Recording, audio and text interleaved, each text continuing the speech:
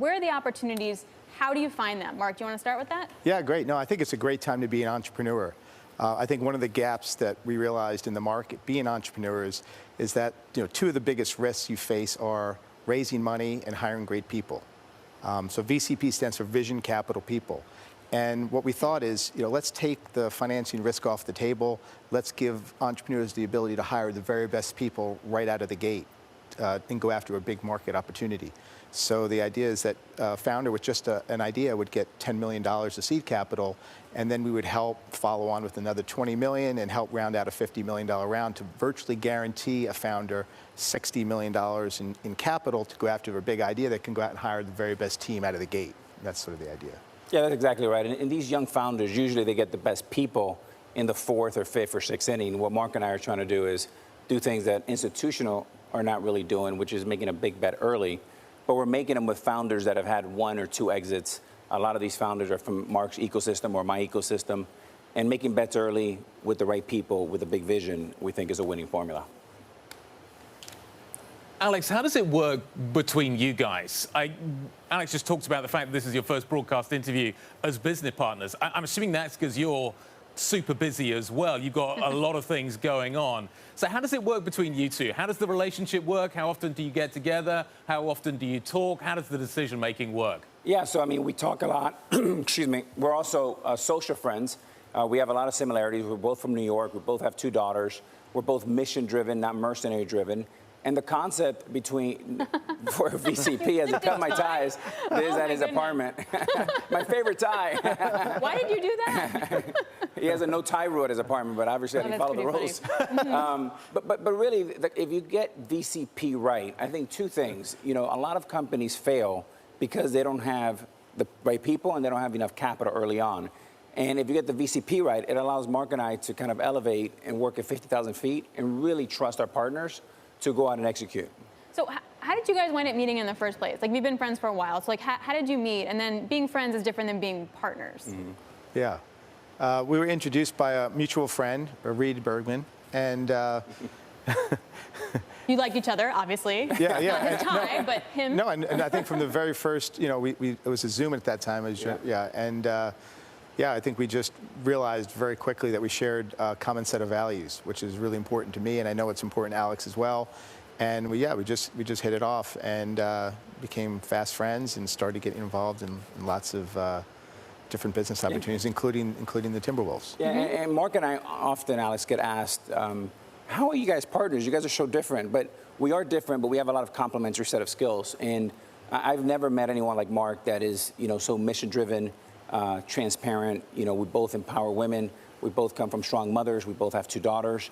And when you think about our complementary set of skills, he's very smart. I hit baseballs a lot, so we together we're a good team. But we've gone along really well. Mark, just kind of picking up on that, though, in terms of where you are going to focus, Alex mentioned you have a retail background. He has a sports background. Where are you going to focus the business? Is it those two areas, or are you going to be looking outside that? I think we're going to be looking at all industries. It's really about VCP, so finding entrepreneurs that have all the traits that we look for in great entrepreneurs. We call it SPOTIC: smart, passionate, optimistic, tenacious, adaptable, kind, and empathetic. So find entrepreneurs that they exhibit those traits, that have a big vision, where we think that capital it requires a lot of capital and creates a moat around the business, and where execution is key and people really make the difference. And so we'll help the founder with the vision, raise the capital, and then help them hire the very best people. And nobody's better than Alex at helping convince people to come join these startups. Alex has done an amazing job of helping recruit into these companies. Yeah, and Guy, to add to that, I think, thank you, to the fact is, this is the first time probably in decades that Mark and I can actually convince or beat out a big institution, because we found that founders actually want the personal relationship, they want the experience, they see what Mark has done over the last 25 years with diapers, with Jet, with Walmart, they've seen what I've done in my baseball career and now as a business. They know they can pick up the phone, they know Mark and I are going to make decisions really quickly, yes or no, and young founders, the ability to move very fast is vital. So there has been, though, a lot of money coming into the space. We've kind of kicked off the segment talking about Apollo.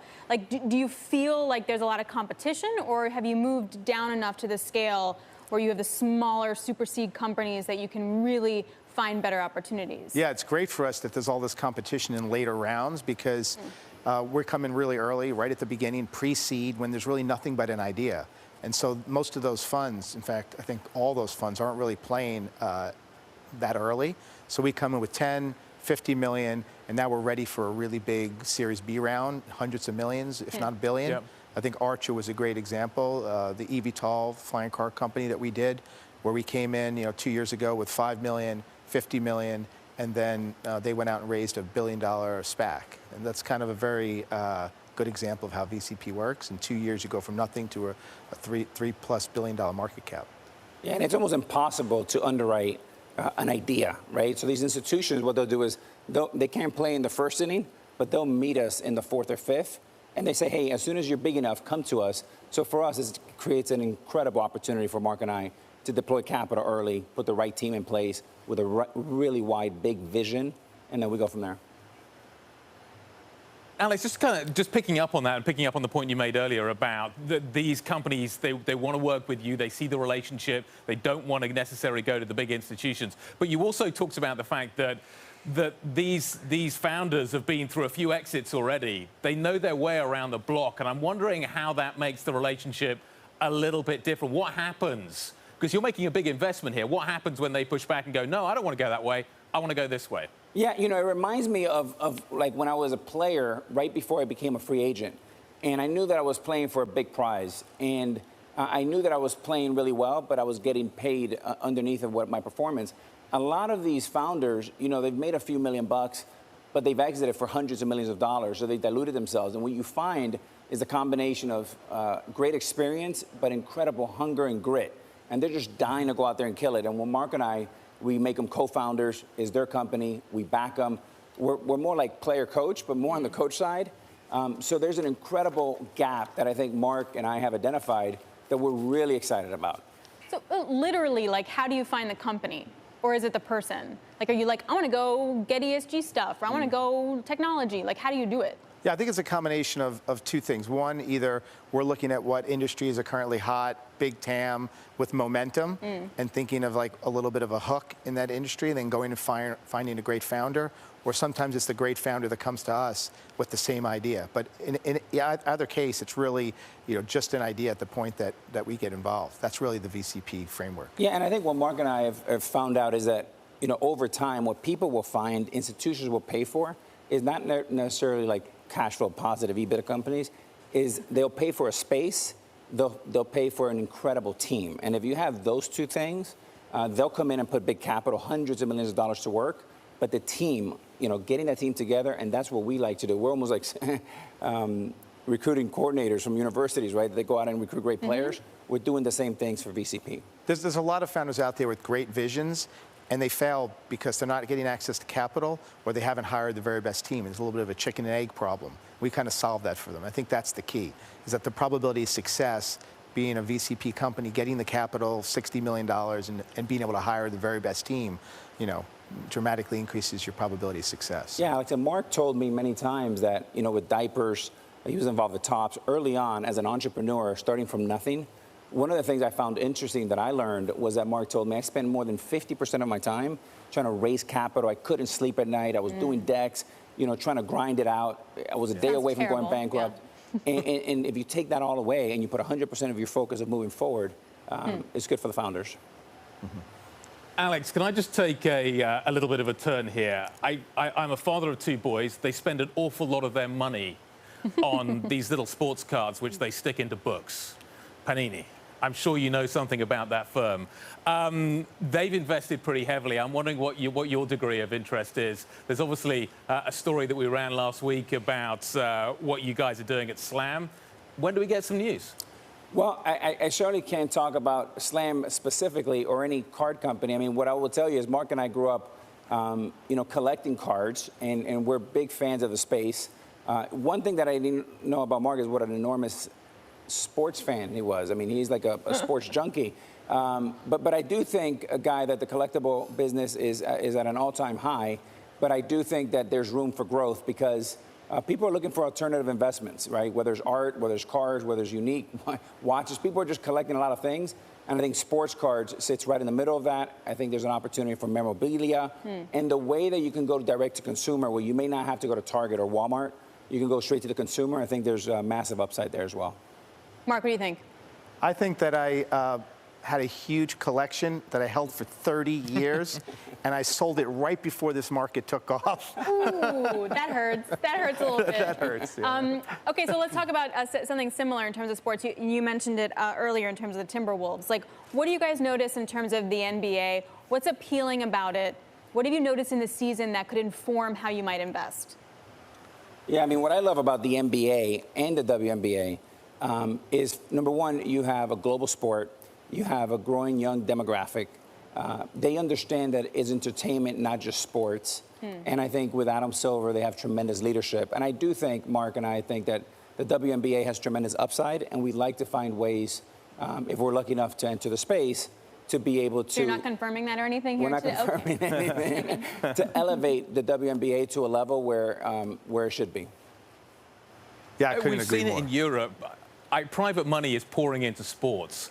I'd be interested in both of your take on this. How does sports change as a result of that? In terms of like private money coming in, does it change what it's supposed to be? What do you think, Alex? Well, look, I think sports is becoming, I remember the days where guys like, Jerry Reinsdorf and George Steinbrenner, they were buying these teams for, $17, $18 million. The Yankees were traded for $10.3 million in 1973. I think the amount of wealth that's been created around the world, especially the last, 5 to 10 years, they're not expanding these teams, right? We took a run at the Mets. We came up short to a guy that's very wealthy. He's going to do a great job, and Stephen Cohen. It's about money in the space. Yeah. But I do think that you're going to have institutional capital coming into these ownerships. And I think as a result of the next 10 or 15 years, NBA franchises have tripled in value for the last 7 years. I think you can have a similar run here in the next 10 or 15 years. Mark, want to add to that? Yeah, no, I echo with what Alex said. I think the NBA is an incredible league. Adam Silver's done a great job, huge upside, and it's very exciting. The young audience is very exciting. So on that, real quick on this, and the audience being excited about the younger audience, how we watch sports is completely different, and like the different streaming services and where the profitability is going to be. So Alex, I'm particularly interested in how you're thinking about media and sports and how you get ahead of the changes so you can really get ahead of it, make some money. Yeah, I think all commissioners are thinking the same thing. Number one, they have to figure out a way how to get direct to consumer, and they understand that nobody's going to do it for them. So that's number one. Number two, particularly in baseball, which is what I cover with Fox and ESPN, is access. I think I just covered the All-Star game, and we had a remarkable viewership. But what was really special about it, you had players talking in real time at the batter's box when they were playing shortstop, the pitchers on the mound. And baseball specifically has such an opportunity to uncover and unveil what great personalities people just want to hear. I remember when I used to talk to Derek Jeter or Mariano Rivera, I would always have fans ask me after the game, well, what you guys talk about? Like, we all want to be a part of it. And the more inclusive we can become is going to be a massive opportunity for baseball. What did you talk about? It depends. I also think there's an incredible opportunity to infuse technology more in the sport, especially augmented reality. I think you talked about entertainment in sports and being able to sort of view the game in a completely different way. I think that's something that we'll definitely see in the future. And one more thing, Alex and Guy, I think when you think about what's happened outside of these buildings and stadiums, you have Uber, you have Airbnb, all those things have happened outside. Mark and I have ideas of what can happen inside to make it more efficient and to make it more fan-friendly for the fans. So I have to therefore ask, what? There's other questions I want to ask. How do you see that developing? I'm sorry, Guy, was that for Mark or for me? Yeah, no, for you.